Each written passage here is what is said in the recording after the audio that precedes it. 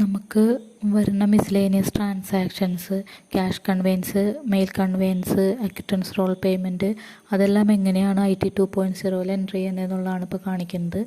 അപ്പോൾ ഇതിനായിട്ട് ക്യാഷ് എന്നുള്ള ട്രഷറിക്കകത്ത് ക്യാഷ് എന്നുള്ള ഓപ്ഷനകത്ത് നമുക്ക് മിസ്ലേനിയസ് ട്രാൻസാക്ഷൻ എന്നുള്ള ഒരു ഓപ്ഷൻ കാണാൻ പറ്റും.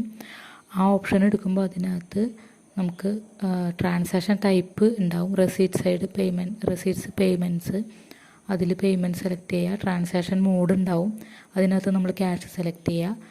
അതിൽ റിമാർക്സ് എന്നുള്ള ഓപ്ഷൻ ഉള്ളിടത്ത് നമ്മൾ എന്താണെന്നുള്ളത് റിമാർക്സ് എൻ്റർ ചെയ്ത് കൊടുക്കുക. എന്താണ് നമ്മൾ മെയിൽ കൺവെയൻസ്, ക്യാഷ് കൺവെയൻസ്, അതെങ്ങനെയാണ് എന്താണെന്നുള്ളത് എൻ്റർ ചെയ്ത് കൊടുക്കുക.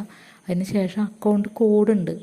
അക്കൗണ്ട് കോഡിൻ്റെ അവിടെ എല്ലാ ട്രാൻസാക്ഷനും ഓരോരോ കോഡുകളാണ്. ഇപ്പോൾ നമുക്ക് ക്യാഷ് കൺവെയൻസിന് other existing POs other expenses എന്നുള്ള ഒരു കോഡാണ്, അക്കൗണ്ട് കോഡാണ് വരുന്നത്.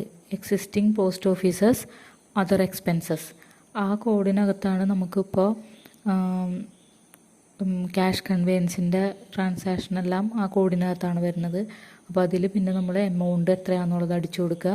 അതിന് ശേഷം ഇൻസേർട്ട് ക്ലിക്ക് ചെയ്യുക. അപ്പോൾ ഇൻസേർട്ട് ക്ലിക്ക് ചെയ്യുമ്പോൾ നമ്മളിപ്പോൾ എൻ്റർ ചെയ്ത് കൊടുത്ത ഡീറ്റെയിൽസ് താഴെ ഒരു റോ ആയിട്ട് ക്രിയേറ്റ് ചെയ്യും. അപ്പോൾ ആ ഒരു റോ ക്രിയേറ്റ് ചെയ്ത് കഴിഞ്ഞാൽ അത് നമ്മൾക്ക് സബ്മിറ്റ് ചെയ്ത് കൊടുക്കുക അങ്ങനെയാണ് പറ്റുള്ളൂ. ഓരോ ട്രാൻസാക്ഷനും ഓരോ തവണയായിട്ട് നമ്മൾ എൻ്റർ ചെയ്ത് ഇൻസേർട്ട് ചെയ്ത് കൊടുക്കണം. അല്ലാതെ ഒരുമിച്ച് ഒരു 4-5 ട്രാൻസാക്ഷൻസ് ഒരുമിച്ച് എൻ്റർ ചെയ്തതിന് ശേഷം സബ്മിറ്റ് ചെയ്യാനുള്ള ഓപ്ഷൻ ഇല്ല. ഒരു ട്രാൻസാക്ഷൻ എൻ്റർ ചെയ്യുക, സബ്മിറ്റ് കൊടുക്കുക, അതിന് ശേഷം അടുത്ത ട്രാൻസാക്ഷൻ എൻ്റർ ചെയ്യുക, ഇൻസേർട്ട് കൊടുത്ത് സബ്മിറ്റ് കൊടുക്കുക, അങ്ങനെ ഓരോരോ ട്രാൻസാക്ഷൻസ് ആയിട്ട് സബ്മിറ്റ് കൊടുക്കുക.